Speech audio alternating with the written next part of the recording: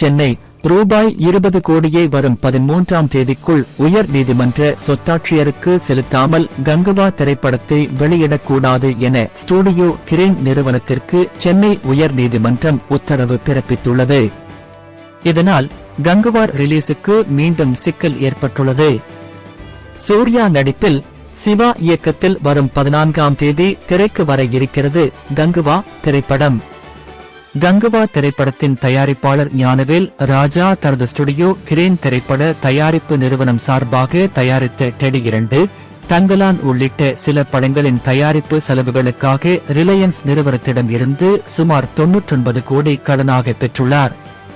அதில் ரூபாய் 45 கோடியை திருப்பிக் கொடுத்த நிலையில் மீதமுள்ள 55 கோடி இன்னும் கொடுக்காமல் ஒப்பந்த விதிமுறைகளை மீறி செயல்பட்டு வருவதாக ரிலையன்ஸ் நிறுவனம் சார்பாக சென்னை உயர் நீதிமன்றத்தில் மனு தாக்கல் செய்யப்பட்டது.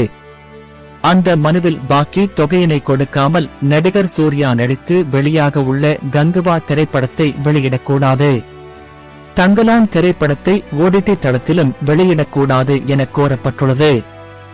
இந்த மனு மீது அண்மையில் விசாரணை நடந்த நிலையில் ஸ்டுடியோ கிரேன் கொடுக்க வேண்டிய தொகையில் 18 கோடியை மேங்கோ மாஸ் மீடியா நிறுவனம் செலுத்திவிட்டதால் தங்கலான் படத்தை ஓடிடியில் வெளியிட ஆட்சேபனை இல்லை என ரிலையன்ஸ் தரப்பு வழக்கறிஞர் தெரிவித்தார்.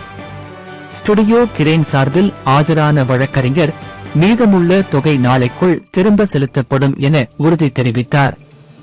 கங்குவா படம் வரும் 14ஆம் தேதி வியாழக்கிழமை வெளியாகும் என அறிவிக்கப்பட்டு படத்தின் ரிலீஸுக்கான ஏற்பாடுகள் தீவிரமாக மேற்கொள்ளப்பட்டு வருகின்றன. இந்நிலையில் இன்னொரு வழக்கு ரூபத்தில் கங்குவா படத்தின் ரிலீஸுக்கு சிக்கல் வந்துள்ளது. அர்ஜுன் லால் என்பவரிடம் பெற்ற கடனை வசூலிப்பது தொடர்பாக சொத்தாட்சியர் வழக்கு தாக்கல் செய்தார். அர்ஜுன் லால் திரைத்துறையில் பலருக்கு கடன் கொடுத்துள்ளார். நிதி இழப்பு ஏற்படவே அவர் திவாலானதாக அறிவிக்கப்பட்டார். பின்னர் அவர் இறந்துவிட அவரது சொத்துக்களை உயர் நீதிமன்ற கட்டுப்பாட்டில் உள்ள சொத்தாட்சியர் நிர்வகித்து கடன் வாங்கியவர்களிடம் வசூலிக்க நடவடிக்கை எடுத்து வருகிறார். ஸ்டூடியோ கிரேன் நிறுவனமும் அர்ஜுன் லாலிடம் கடன் பெற்றுவிட்டு திரும்பச் செலுத்தவில்லை என தெரிகிறது.